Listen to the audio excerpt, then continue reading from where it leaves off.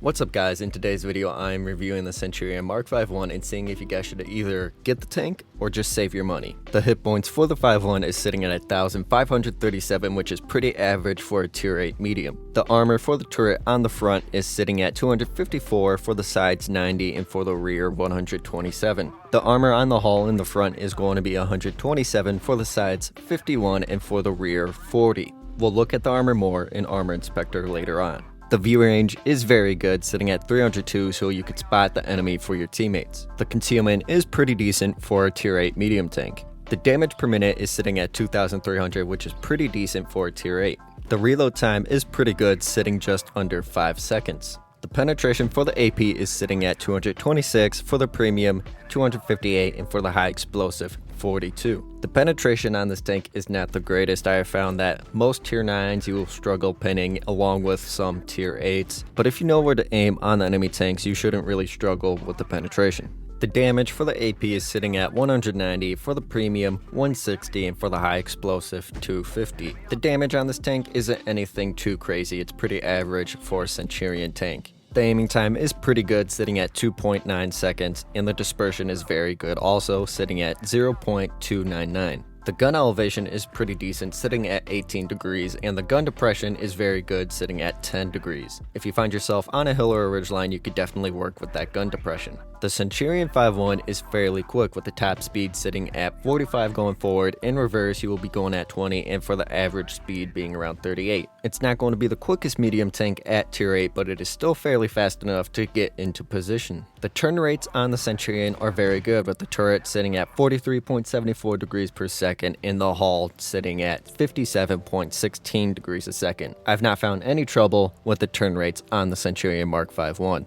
The terrain crossing capacity and the engine power look pretty good for the 5.1. I'm going to flash the consumables, provisions, ammunition, and equipment on the screen right now. You guys can copy it exactly or use it as a template. That's just how I like to run the Centurion MK. The 5.1's credit coefficient is sitting at 170%, which is pretty decent. It's not going to be the best, but it will make you some pretty decent credits. As you can see, the front of the Centurion MK is not very well armored. Pretty much everybody will be able to pin you from the front except for the turret. The turret is fairly strong. The side of the Centurion MK is pretty much the same as the front. Everybody is pretty much going to be able to pin the side. The same goes for the backside of the Centurion MK. Everybody will be able to pin you from the back. In a hull down position, not many people will be able to pin the MK. As you can see, the upper hull is fairly strong along with the turret. It's super strong. The only real spot is possibly that very small cupola if somebody even hits it, but for the most part this is a very strong hull down tank. I have two replays for you, both of them are against tier 9s and 8s, as the Centurion is good against tier 7s, and it would be better to just show you guys how the 5.1 performs against the same and higher tiers.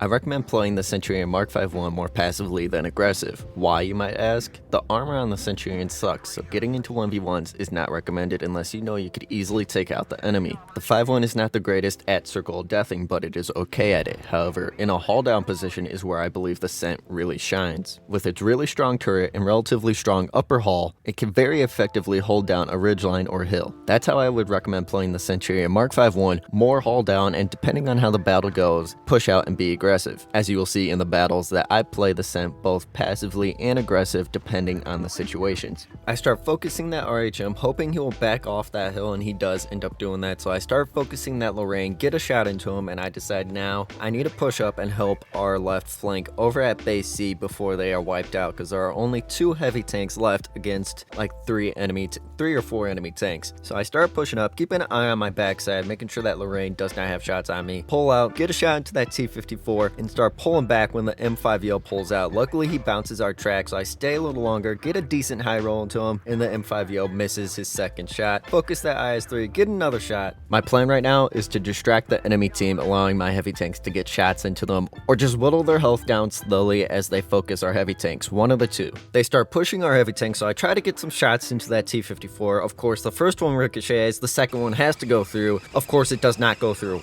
What the hell? He literally gave me his backside and didn't go through. His third one has to go through. No, of course it doesn't. He gets behind cover before it goes through.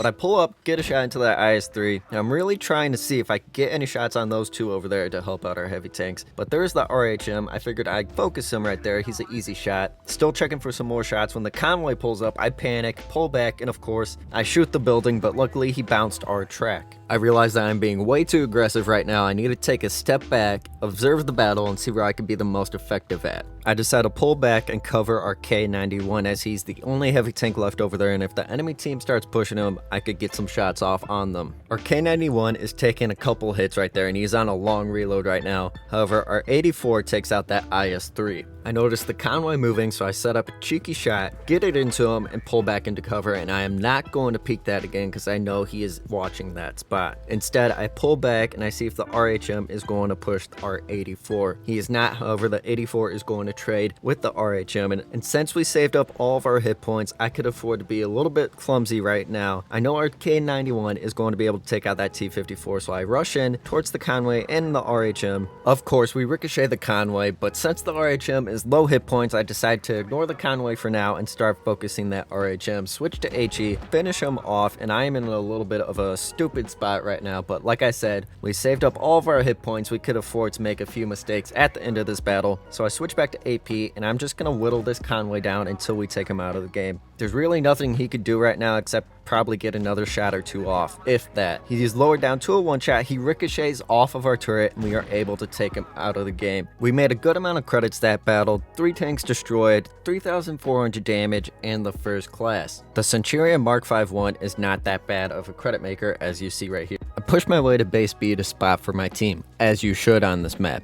Leave a comment if you've been on this map and your mediums and lights didn't push base B and you guys lost the battle. It's been too many times for me to count. I'm in a haul down position, so my plan is to hold this hill for as long as possible against the enemy team. I use the advantage of my gun depression to get a shot into that T-54 lightweight. When I spot the Maushin pushing over on my left hand side, I decide to refocus my attention over to him and get some shots in. The Maushin poses a huge threat because if I decide to push up and get shots onto the enemy on the other side of the hill, he could get shots into me. I have to keep my eye out for him so that does not happen. Literally, what did I tell you? The Maushin stopped and refocused his attention towards me. Luckily, I caught that in time before he got a shot off, so I decided to pull back between this mound right here and use it as cover while I snap a shot into his cupola.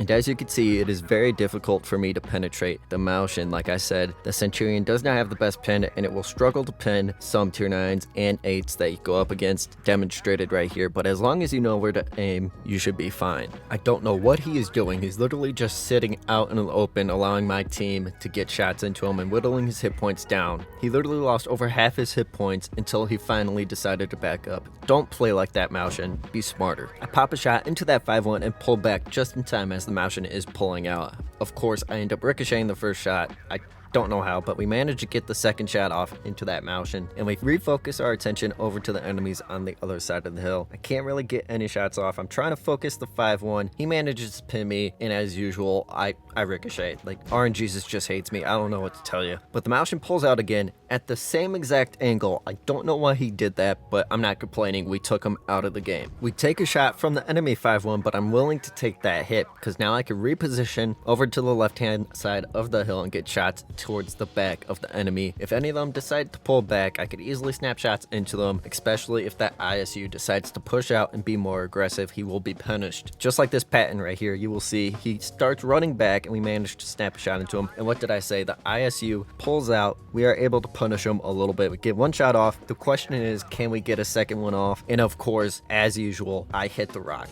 I don't know what to tell you right there. I honestly don't. The Yag Tiger takes out the 5-1, so I activate Adrenaline and start rushing forward, focusing the pattern just to get him out of the game. There we go. We end up taking him out, and now I'm focusing my attention towards the T-54. He's a one-shot. Easy kill, take him out of the game. And now my next focus is the Conqueror. He's also a one-shot. Of course, I hit his upper plate. I don't know. At this point, it's just a running meme. But we managed to recover and take him out, and this scared the hell out of me. There was an ISU that randomly appeared behind me and explained that.